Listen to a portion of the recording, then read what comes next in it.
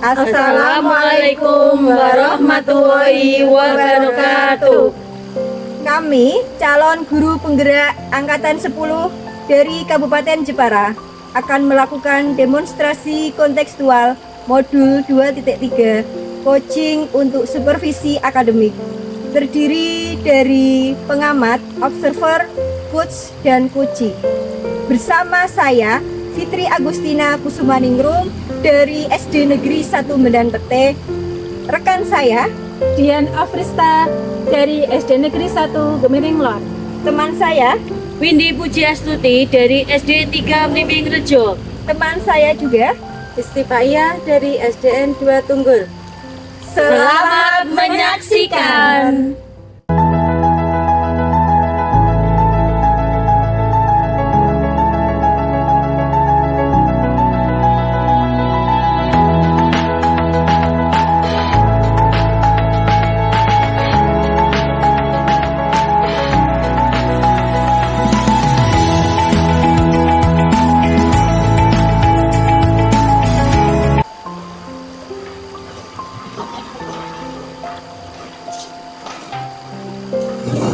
Assalamualaikum Bu Windy.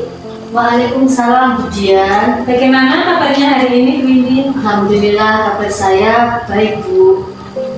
Kabar Bu Dian bagaimana? Alhamdulillah saya juga baik Bu Windy. Oh iya Bu Windy, hari ini kita akan melakukan proses coaching.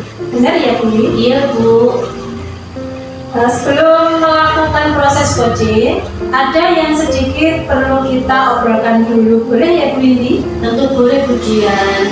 Ya baik. Nanti pada saat coaching antara coach yaitu Bu Windy dan coachingnya yaitu Bu Fitri, nanti akan saya amati ya Bu, dan akan saya nilai sesuai dengan rubrik penilaian coaching. Seperti apa langkah-langkah coaching, sudah sesuai dengan alur delta atau belum, lalu kemudian Bu Windy, apakah Bu Windy sudah memberi pertanyaan-pertanyaan yang berbobot sesuai dengan kata kunci yang disampaikan oleh coachee, dan saya juga akan mendengarkan dan mengamati proses serta jawaban dari coachee apakah sudah sesuai dengan pertanyaan yang disampaikan. Dan jangan lupa ya Bu Windy, harus sesuai dengan prinsip coaching, diantaranya kemitraan, proses kreatif, dan memaksimalkan potensi. Sebelum melaksanakan proses observasi ini, ya Bu Windy, ada sedikit yang akan saya tanyakan. Boleh Bu? Tentu boleh Bu Dian. Baik. Untuk yang pertama, kompetensi apa yang Bu Windy ingin kembangkan dalam proses coaching hari ini? Kompetensi yang ingin saya kembangkan pada coaching hari ini pastinya tentang kompetensi yang pertama tentang kehadiran penuh, yang kedua adalah mendengarkan aktif, dan yang ketiga adalah mengajukan pertanyaan yang berbobot kepada coachee. Ya baik, berarti Bu Windy ingin mengembangkan 3 kompetensi ini, yaitu tadi kehadiran penuh, mendengarkan aktif, dan mengajukan pertanyaan yang berbobot. Itu ya Bu Windy. Kira-kira mana yang lebih spesifik yang ingin Bu Windy kembangkan atau ingin diobservasi lagi Bu? Yang lebih spesifik yang ingin saya kembangkan itu yang mendengarkan aktif Bu, karena dan mengajukan pertanyaan yang berbobot kepada coachee, kepada Bu Fitri Bu. Ya baik, berarti Bu Windy sebagai coachee, jadi indikator ketercapaiannya adalah saat coachee sudah bisa menemukan sendiri solusi dari permasalahan yang dihadapi dan memiliki rencana aksi sebagai solusinya. Begitu ya Bu Windy? Iya Bu, ingin saya kembangkan itu Bu. Ya, silakan Bu Windy melakukan proses coachingnya. Iya Bu Dian, ini mulai dari sekarang ya Bu. Ya, bisa dimulai Bu Windy, silakan. Selamat siang Bu Fitri. Selamat siang Bu Windy. Bagaimana nih kabar Bu Fitri? Sehat dan masih semangat kah? Alhamdulillah sehat Bu Windy dan sedikit kurang bersemangat. Kalau Bu Windy bagaimana? Alhamdulillah Bu, saya baik. Kok kurang bersemangat? Kenapa Bu? Ya Bu Windy, saya tuh butuh teman ngobrol, butuh teman sharing. Makanya saya WA Bu Windy tadi agar bisa berbincang-bincang sebentar. Oh begitu Bu. Ngomong-ngomong Ibu, apa yang ingin Bu Fitri obrolkan dengan saya siang hari ini? Gini ya Bu Windy, saya itu sedang bingung Bu tentang pembelajaran di kelas saya. Pada pelajaran bahasa Indonesia, materi teks prosedur itu Bu, murid-murid tidak fokus dan tidak antusias nih dalam pembelajaran. Saat saya memberikan penilaian formatif, nilai murid-murid saya itu rata-ratanya rendah sekali Bu. Oh begitu ya Bu Fitri. Jadi saat ini Bu Fitri merasa murid-murid tidak fokus dan tidak antusias saat pelajaran bahasa Indonesia tentang teks prosedur sehingga nilai mereka jelek, begitu ya? Iya Bu Windy, saya rasakan kok murid-murid itu kurang paham mengenai materi teks prosedur ini Bu. Oke Bu Fitri, karena waktu kita ngobrol ini pendek, Bu Fitri ingin mendapatkan apa nih dari obrolan kita ini? Saya sih berharap bisa mendapatkan solusi dari topik bicara ngobrol-ngobrol kita ini Bu. Solusinya supaya murid-murid di kelas saya fokus dan antusias dalam pelajaran bahasa Indonesia, materi teks prosedur, sehingga nilai mereka nantinya bisa lebih baik lagi. Oke, berarti mencari solusi ya supaya murid fokus dan antusias pada pelajaran itu ya Bu Fitri. Ya, betul sekali Bu Windy. Supaya murid-murid saya itu paham materi yang saya berikan.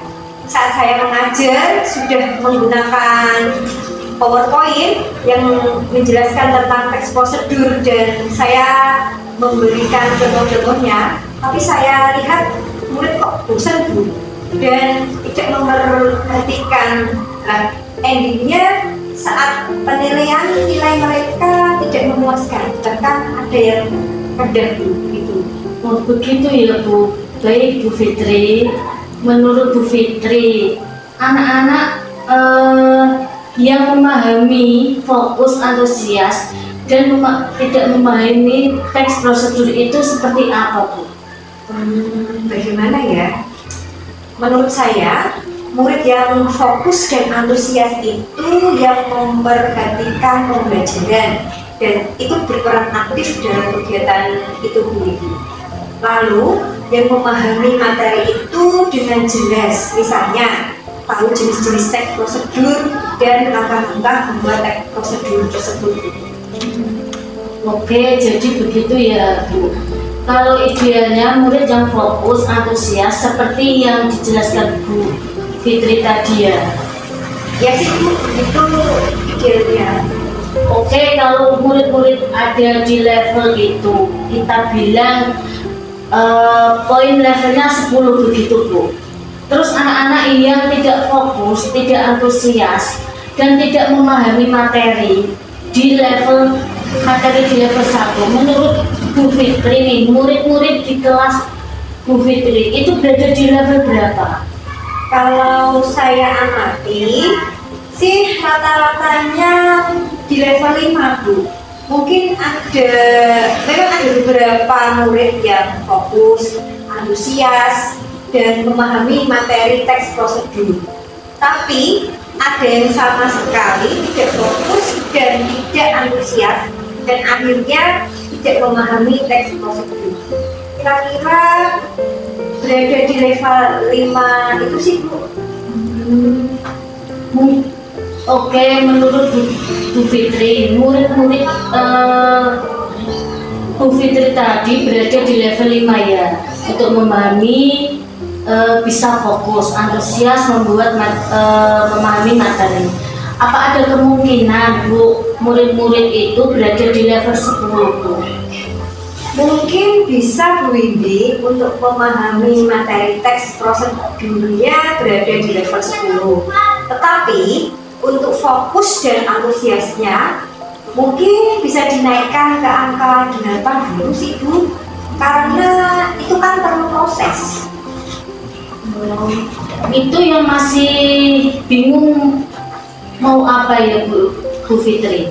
Saya sempat terpikir untuk melakukan pembelajaran bervariasi sesuai kebutuhan belajar murid nih Bu. Seperti yang saya pelajari waktu pendidikan guru penggerak kemarin. Seperti itu.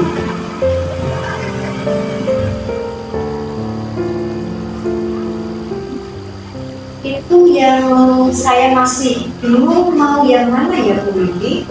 Saya sempat berpikir untuk melakukan pembelajaran berdiferensi sesuai kebutuhan belajar murid nih.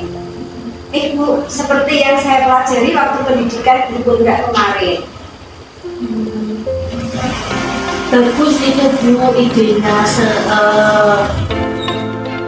Sekalian mengimplementasikan kurikulum Merdeka. Coba rencana aslinya bagaimana Bu Fitri? Di awal semester kemarin, saya kan sudah melakukan asesmen diagnostik non-kognitif gaya belajar ya Bu. Saya sudah menganalisis ternyata di kelas saya itu murid-murid ada yang gaya belajarnya kinestik, auditori, dan visual. Mungkin saya bisa melakukan pembelajaran tentang teks prosedur ini menggunakan pembelajaran berdiferensiasi, konten, proses, dan prosedur. Wah bagus itu Bu Fitri.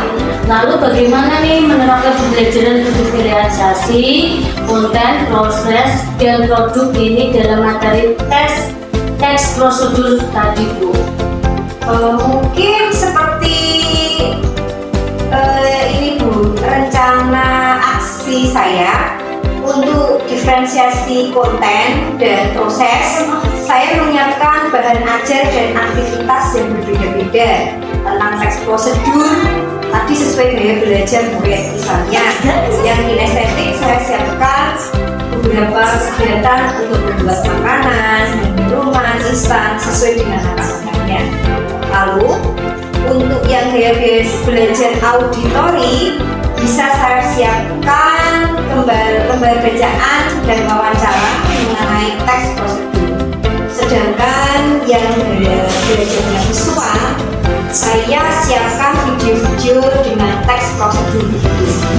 Setelah itu, penilaian saya menugaskan untuk murid-murid membuat teks prosedur, membuat makanan dan minuman dengan video dari TikTok atau teks atau komik. Menarik sekali Bu Fitri. Menurut Bu Fitri, ukuran keberhasilan rencana aksi ini berapa? Menurut saya, ukuran keberhasilan murid-murid jadi fokus, antusias, dan memahami teks prosedur dengan baik ini.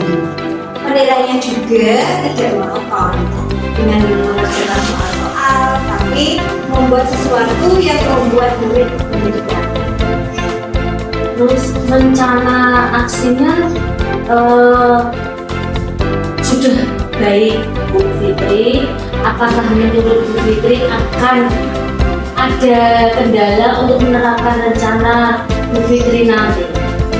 Mungkin kendalanya saya perlu waktu ini untuk menyiapkan media-media yang sesuai dengan gaya belajar murid dan butuh tenaga guru untuk diwawancarai waktu kegiatannya nanti. Oke Bu Fitri, perlu waktu berapa lama untuk mempersiapkan media-media yang dibutuhkan itu Bu?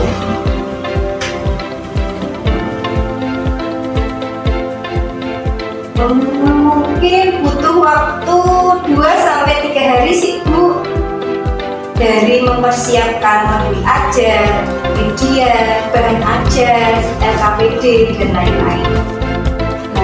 Adakah seseorang yang mungkin bisa membantu Bu Fitri untuk mempersiapkan pembelajaran ini dan untuk diwawancarai tentang teks prosedur tadi yang saat pelajarannya. Saya bisa berkolaborasi dengan Bu Upi, guru kelas 5. Jadi kami bisa berdiskusi, menyiapkannya dan menjadi narasumber wawancara untuk murid yang gaya belajarnya auditori. Baik, kira-kira kapan Ibu Fitri menerapkannya di kelas? Jadwal mata pelajaran bahasa Indonesia itu hari Senin Bu Windy. Hari ini kan hari Kamis, maka Senin depan akan saya terapkan di kelas saya. Baik Bu Fitri, nah kita sudah ngobrol nih. Apa yang Ibu Fitri dapatkan ya dalam sesi ngobrol-ngobrol hari ini? Awalnya tadi kan saya bingung ya Bu Windy untuk pelajaran bahasa Indonesia materi teks prosedur di kelas saya. Muridnya tidak fokus, tidak antusias, yang mengakibatkan nilai mereka jelek. Tapi di akhir obrolan kita ini, saya sudah mendapatkan solusinya Bu untuk menerapkan pembelajaran berdiferensiasi sesuai gaya belajar murid, dan saya akan berkolaborasi dengan UPI selaku guru kelas 5 sesuai dengan tujuan pertama kita ngobrol tadi ya Bu. Wah, itu bagus sekali Bu Fitri sudah menemukan solusinya ya. Tetap semangat untuk selalu belajar Bu Fitri. Ya Bu Windy, saya mulai semangat lagi nih. Terima kasih Bu Windy sudah mengobrol dengan saya. Sama-sama Bu Fitri, kalau butuh support jangan lupa hubungi saya juga ya Bu. Setelah pelaksanaan pembelajaran jangan lupa cerita ke saya bagaimana keseruannya. Siap Bu Windy, saya kembali ke kelas dulu deh karena murid-murid sudah selesai jam olahraga. Baik Bu Fitri, terima kasih. Ya, baik. Berikutnya tadi sudah berdialog untuk permasalahannya tadi sudah selesai dengan proses coaching. Baik Bu Windy, tadi sudah melaksanakan coaching dengan baik dengan Bu Fitri. Apakah sudah berjalan dengan lancar? Alhamdulillah baik dan lancar pujian. Nah, setelah melakukan observasi, ada beberapa hal yang ingin saya tanyakan dengan Bu Windy. Baik Bu Dian, siap. Pertanyaan pertama, apa saja yang sudah didapatkan pada saat coaching tadi terkait indikator ketercapaian yang diinginkan? Tadi selama coaching sudah melakukan tahapan-tahapannya Bu dengan alutinta, yaitu dengan menanyakan tujuan, identifikasi, rencana aksi, dan tanggung jawab.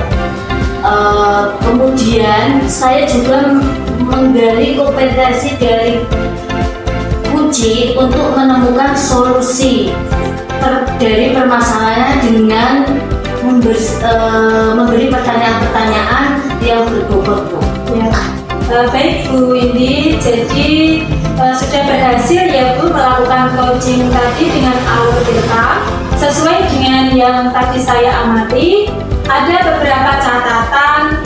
Bu Windy tadi sudah berhasil menyampaikan sesuai dengan alur kita, yaitu sudah menanyakan tujuan kepada coaching, pada Bu Fitri, mengidentifikasi permasalahan dari coaching, kemudian Bu Windy sudah mengarahkan coaching untuk membuat rencana aksi, dan juga Bu Windy sudah berhasil dalam menumbuhkan rasa tanggung jawab dari coaching agar rencana aksi yang dilakukan dapat berjalan dengan baik.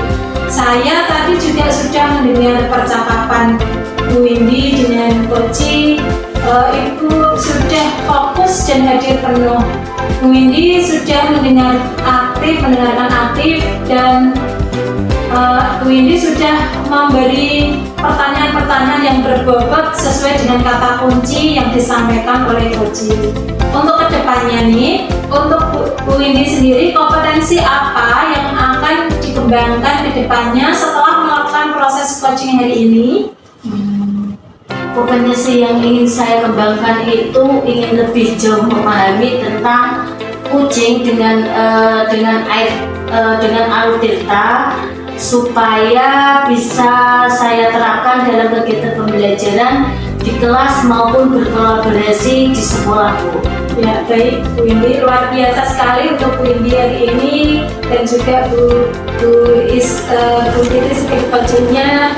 Semoga kedepannya lebih baik dan sukses selalu. Terima kasih Bu Windy pada hari ini sudah melakukan proses coaching dengan alur delta dengan baik. Saya akhiri ya Bu Windy, dan terima kasih untuk kesempatannya pada kali ini. Wassalamualaikum warahmatullahi wabarakatuh. Waalaikumsalam.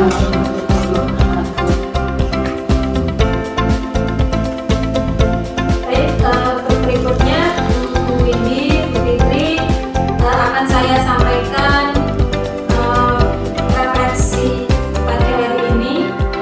Jadi untuk yang pertama, tujuannya dalam menyampaikan tujuan coaching, menurut saya tujuan yang disampaikan oleh coaching Bu Fitri sangat jelas, yaitu menemukan solusi untuk permasalahan yang tadi, yaitu pembelajaran berdiferensiasi dalam rangka memaksimalkan pembelajaran.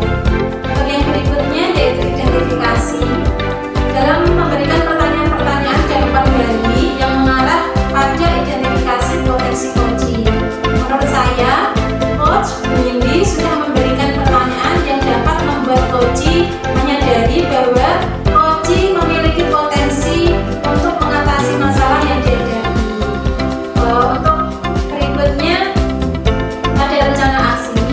Dalam memberikan pertanyaan dan umpan balik mengenai rencana aksi coaching dalam menyelesaikan permasalahannya, menurut saya Coach Bu Windy memberikan pertanyaan yang dapat membuat coaching merencanakan hal-hal dalam menyelesaikan permasalahannya.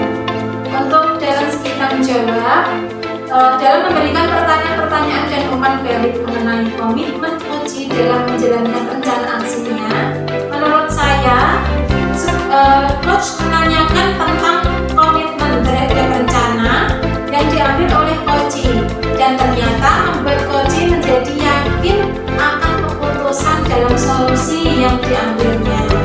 Berikut tadi adalah refleksi yang bisa saya sampaikan sebagai observer. Berikutnya dari Coach Indonesia. Adalah refleksi diri. Yang pertama adalah apa yang sudah berjalan dengan baik selama percakapan. Menurut saya Bu, saya merasa percakapan berjalan dengan baik. Terus Kuci cukup terbuka untuk berbagi pengalaman dan pemikirannya. Saya juga merasa cukup mampu untuk mendengarkan dan memahami apa yang disampaikan. Yang kedua, apa yang masih perlu diperbaiki atau ditinggalkan. Saya merasa masih perlu meningkatkan kemampuan saya untuk mengajukan pertanyaan yang lebih tajam dan mendorong Kuci untuk berpikir lebih kritis. Selain itu, saya juga perlu lebih fokus untuk mendengarkan umpan balik dari Kuci.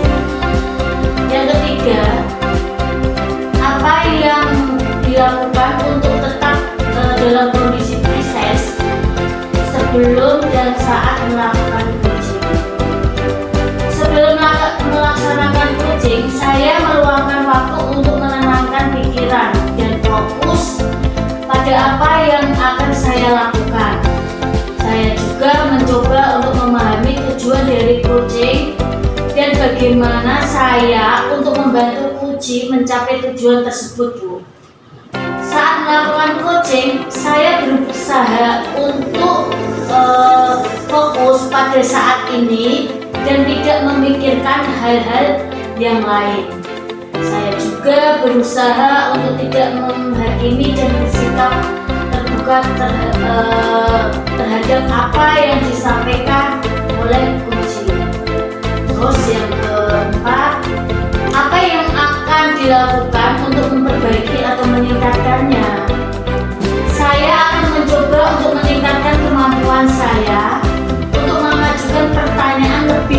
saja dan mendorong Puji untuk berpikir lebih kritis. Saya juga akan lebih fokus untuk mendengarkan umpan balik dari Puji dan menggunakannya untuk memperbaiki kinerjanya. Seperti itu Bu, umpan balik saya. Refleksi saya sebagai seorang Puji ya, saya itu merasa lega karena dapat